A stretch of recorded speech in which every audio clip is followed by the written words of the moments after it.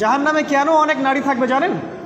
কারণ তারা শুধু নিজেরা অপরাধ করে না, হাজারো মুমিন মানুষের নূর তারা কেড়ে নেয়। দ্যাট ইজ ওয়াই তারা জাহান্নামে বেশি থাকবে। আরেকটা মেজর কারণ হচ্ছে তাদের উদ্ধত মাথা। মেয়েদেরকে বলছি স্পেশালি, হয়তো এই কথাগুলো মেয়েদের কাছেও যাবে। তাদের এই উদ্ধত মাথা আল্লাহর বিধানের সামনে আত্মসমর্পণ করতে চায় না। তাদের এই উদ্ধত মাথাটা আল্লাহর বিধানের সামনে আত্মসমর্পণ করতে চায় না।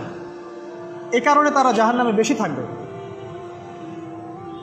যে কোনো বিধান আল্লাহ তাদের সামনে বলেন, সব মেয়ের কথা বলছি না, ম্যাক্সিমাম বিভিন্ন যুক্তি তারা দিবে। সামি'না ওয়া আতা'না এই পর্যায়ের না, যুক্তি দিবে। পর্দা করলে কি এখন কেমন করে চাকরি করব, পর্দা করলে কেমন করে পড়াশোনা করা যায়, এখন তো যাইতেই হচ্ছে, কিছু তো করার নাই। বিভিন্ন যুক্তি, হাজারটা যুক্তি তারা দিবে। কে জানি তাদের ব্রেইনটাকে পুরো ওয়াশ করে ফেলছে। রাসূল সাল্লাল্লাহু আলাইহি ওয়াসাল্লাম বলেছেন, দজ্জালের শেষ অনুসারী হবে এক শ্রেণীর নারী। মাশাআল্লাহ, দজ্জালের শেষ অনুসারী হবে এক শ্রেণীর নারী। তাদেরকে ঘরে ইসলামিক অনুশাসনে রাখার জন্যে বাবা, ভাই, স্বামী শিকল দিয়ে বেঁধে রাখবে, তারপরেও তারা শিকল ছেড়ে বের হয়ে যাবে, আটকাতে পারবেন না। Because of their mind is brainwashed. এ কারণে দেখা যায় তাদেরকে যখন কোনো বিধানের কথা আপনি বলবেন, তাদের এই উদ্ধত মাথাটা আল্লাহর বিধানের সামনে অবনত হতে চায় না। বিভিন্ন যুক্তিতর্ক তারা দেয়। এই কারণেই তাদের সংখ্যাটা জাহান্নামে বেশি হবে। আরও কারণ আছে, রাসূল বলেছেন সারা জীবন তাদের জন্য করবেন। স্পেশালি তাদের উদ্দেশ্য করে বলছি, যাদের অ্যাফেয়ার আছে, যতই করেন,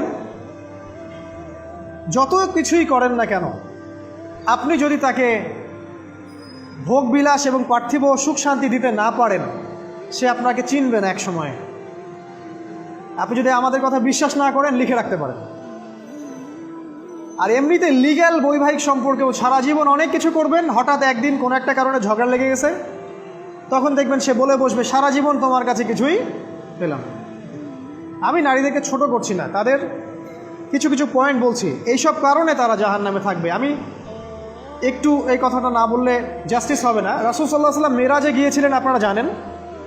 তিনি মেরাজের রাতে অনেক অলৌকিক জিনিস দেখেছেন, নবীদের সাথে সাক্ষাৎ করেছেন, ইভেন আল্লাহর সাথে কথা বলেছেন, আল্লাহর নূর দেখেছেন।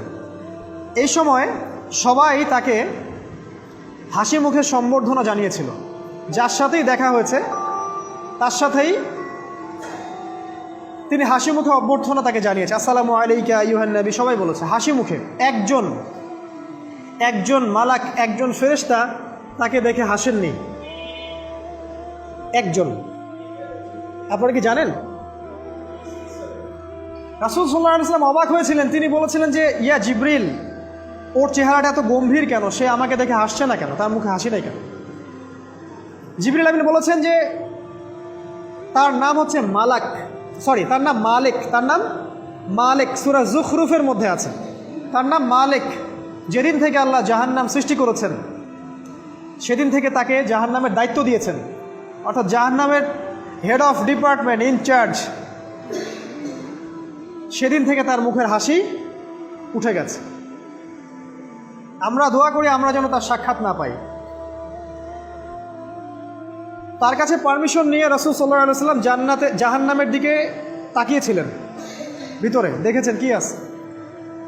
তিনি পরে যা ব্যাখ্যা করেছেন তা হলো, আমি দেখলাম সেখানে খালি মেয়ে আর মেয়ে, সেখানে খালি নারী আর নারী। এই হাদিসটা আপনার মাকে বলবেন, আপনার বোনকে বলবেন, আপনার মেয়েকে বলবেন, আপনার স্ত্রীকে বলবেন। এই হাদিসটা যদি কারো হৃদয়ের মধ্যে গেঁথে যেতে পারে, তার দ্বারা অন্যায় করা সম্ভব না। কিভাবে একটা মেয়ে সব কিছু উন্মুক্ত করে ঘুরতে পারে যখন অলরেডি তার আত্মা জাহান্নামে জ্বলছে, অলরেডি, কারণ ভবিষ্যৎ তো আল্লাহ জানেন। যেমন উমর রাদিয়াল্লাহু আনহু এর ঘর জান্নাতে আছে, রাসূল সেটা দেখে আসেন নাই? এসে উমর ইবনুল খাত্তাবকে বলেছেন না যে আমি দেখে আসছি তোমার ঘর, আমি ঢুকিনি তোমার ঘরে তোমার আত্মসম্মানের কারণে। তার মানে তিনি পৃথিবীতে বিচরণ করছেন, ঘর তো জান্নাতে অলরেডি তৈরি হয়ে আছে। মেয়েরা দিব্যি ঘুরছে এভাবে, এবং তারা মোটেও সচেতন না তাদের ঘর হয়তো বা জাহান্নামে রেডি। আর আমাদের এই so called modern western civilization এদেরকে ব্রেইন ওয়াশ করে দিয়েছে। তারা বাজার করছে, তারা নগ্ন হয়ে ঘুরছে, কাপড় পরেও তারা নগ্ন থাকছে, তারা মডেলিং করছে, গান গাচ্ছে, নৃত্য প্রদর্শন করছে, মিডিয়া আসে, তার দেহ লক্ষ লক্ষ কোটি কোটি মানুষ দেখছে, হাজারো মানুষের নূর চলে যাচ্ছে। অন্যের নূর নষ্ট করে জান্নাতে যাওয়া যাবে না। রাসূল সাল্লাল্লাহু আলাইহি ওয়াসাল্লাম যে আলামতগুলো বলেছেন তার মধ্যে অন্যতম একটা আলামত হচ্ছে শেষ জামানায় মেয়েদের সংখ্যা বাড়বে, ছেলেদের সংখ্যা কমে যাবে। ইভেন একটা ছেলে 40টা মেয়ের দায়িত্ব নিবে। এটা আবার ভাববেন না 40টা ওয়াইফ, মা, খালা, নানি, ফুফু সব মিলায় 40। আর সামনে যে মহাযুদ্ধটা হতে যাচ্ছে এরপরে এরকমই একটা অবস্থা হবে যে ছেলেদের সংখ্যা পৃথিবীতে থাকবে না, খুব কম, এবং বেশি বেশি মেয়ে একটা ছেলের কাঁধে চলে আসবে। এখন অবশ্য আমাদেরকে ওই যে পশ্চিমারা শিখিয়েছে একটা ছেলে একটা মেয়েকে বিয়ে করবে। জেনা অনেকজনের সাথে করতে পারে, বাট বিয়ে একজনকেই করতে হবে। এখনও যদি কোনো হুজুর বা কোনো ব্যক্তি, হুজুর না, কোনো আলেম, কোনো স্কলার বা যে কোনো ব্যক্তি দুটা বিয়ে করে, মানুষ মনে করে something is wrong, something is wrong with him. এই লোকের কোনো সমস্যা আছে মনে হয়, এর মানে চরিত্র ভালো না, এর মনে একটা দিয়ে আকাঙ্ক্ষা পূরণ হয় না, something is wrong with him, তাই না? এই চেতনাটা দজ্জাল শিখিয়েছে এদেরকে। একটা ছেলেকে তৈরি করা হয়েছে সে যেন অনেকগুলা মেয়েকে বিয়ে করার ক্ষমতা রাখে, এভাবেই তাকে তৈরি করা হয়েছে। নাহলে আল্লাহ কখনোই 4, 3, 2 বলতেন না। হ্যাঁ, যদি আমি সমতা করতে না পারি তাহলে কি একটা কথা বলি, এই সাবজেক্টটা আপনাদেরকে হয়তো কেউ পড়ায় না। একটা বিয়ে করেও একটা ছেলে মিলকেল ইয়ামিন রাখতে পারে। মিলকেল ইয়ামিন মানে হচ্ছে দক্ষিণ হস্তের মালিক। মেয়েটাও জানবে আমি মিলকেল ইয়ামিন, ছেলেও জানবে সে আমার মিলকেল ইয়ামিন। এভাবেও একটা ছেলে একটা মেয়ে সিকিউরিটি, শেল্টার, ফুড সব কিছু পেতে পারে। এটা এখন উঠে গেছে, একটা সময় এগুলো ছিল। রাসূলুল্লাহ সাল্লাল্লাহু আলাইহি ওয়াসাল্লামের একটা ছেলে ইব্রাহিম, রাসূলের একজন ছেলে ইব্রাহিম কার গর্ভে জন্ম নিয়েছিলেন? কার গর্ভে জন্ম নিয়েছিলেন? রাসূলের জীবনী পড়তে হবে A to Z কয়েকবার, কমপক্ষে আর রাহিকুল মাখতুম বইটা পড়তে হবে।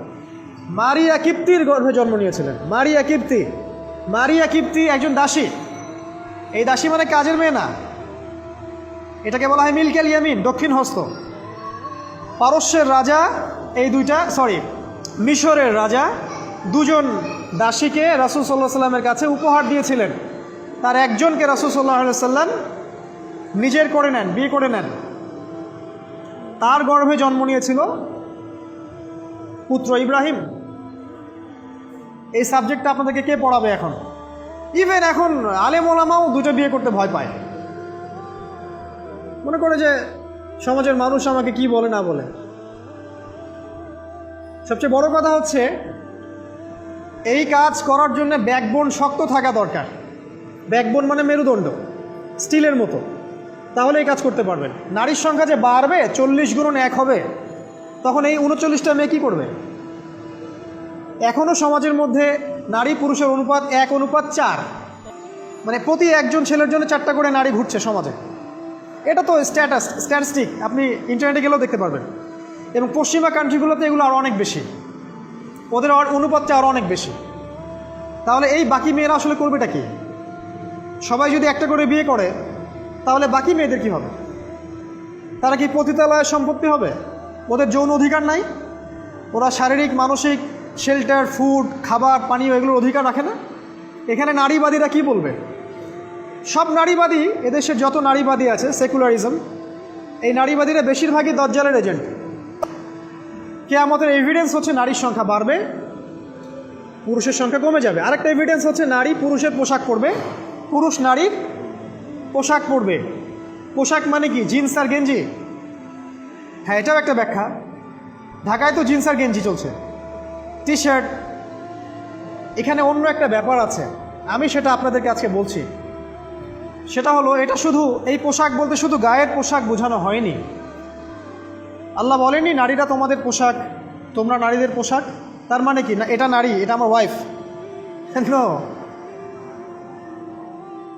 কোরআনের আয়াত এবং হাদিসের আয়াতগুলো দুই রকম। মুহকামাত যেগুলো স্পষ্ট, মুতাশাবিহাত যেগুলো অস্পষ্ট। যেগুলোকে তাউইল ব্যাখ্যা করতে হয়। আর তাউইল কারা করবে? যাদেরকে আল্লাহ জ্ঞান দিয়েছেন তারা করবে, সবাই করবে না। তাউইল করার পরেও তারা বলবে আল্লাহই ভালো জানেন। এই জন্য আমি বলছি আল্লাহই ভালো জানেন, কিন্তু আমার ব্যাখ্যা হচ্ছে যে এখানে পোশাক বলতে বোঝানো হয়েছে যে মেয়েরা সামাজিক, অর্থনৈতিক, রাজনৈতিক সমস্ত ক্ষেত্রে ছেলেদের নেতৃত্বের আসন নিয়ে নিবে। You are agree with me? আমার সাথে এগ্রি করেন?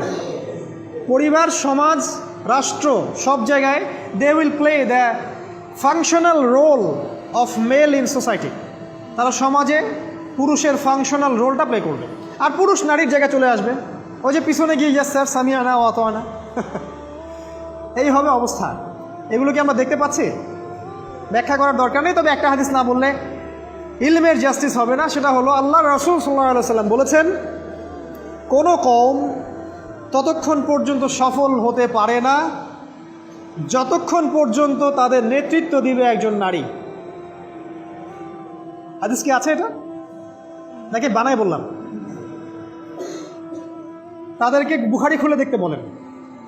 কোনো কওম, আর রাসূল যখন একটা কথা বলেছেন তার মানে পৃথিবী উল্টে গেলেও কথাটা সত্য হবে, কিছুই করার নাই। এই কারণে পশ্চিমারা এখন খুব ভয় পাচ্ছে, কারণ রাসূল সাল্লাল্লাহু আলাইহি ওয়াসাল্লামের অনেক ভবিষ্যৎবাণী আছে কিয়ামত সম্পর্কে। ওরাও এখন খুব ভয় পাচ্ছে, ওভার কনসিয়াস যে এগুলো তো হতেই পারে। এটাকে ঠেকানোর যত পদ্ধতি তারা অবলম্বন করছে, কিন্তু লাভ হবে না। প্রতিটা ইস্যু ওদের বিপর্যয় ডেকে আনবে। যে কোনো ইস্যু হোক, সেটা প্যালেস্টাইন বা কাশ্মীর হোক, সেটা আফগানিস্তান বা পাকিস্তান বা বাংলাদেশ বা বার্মা, কোনো ইস্যুই তাদের জন্য কল্যাণ বয়ে আনবে না। যদি কল্যাণ বয়ে আনে, শুধু মুসলিমদের জন্যই আনবে, কারণ প্রতিটা অন্ধকারের পিছনে একটা সোনালী সকাল আছে। এটা ওরা জানে না, কিন্তু কোরআন এবং হাদিস এটা আছে। অতএব কেউ ধৈর্যহারা হবেন না, ধৈর্যহারা হবেন না, এবং অধৈর্য হয়ে কোনো ইনিশিয়েটিভ নেবেন না, এমন কোনো ইনিশিয়েটিভ নেবেন না যার কারণে উম্মার ক্ষতি হয়। কারণ সামনে যে সময়টা আসছে এটা আমাদের বিজয়ের সময়, ওদের বিজয়ের সময় নয়। All you have to do, আপনাকে শুধু এতটুকু করতে হবে, জাস্ট বি প্রিপেয়ার ইউরসেলফ।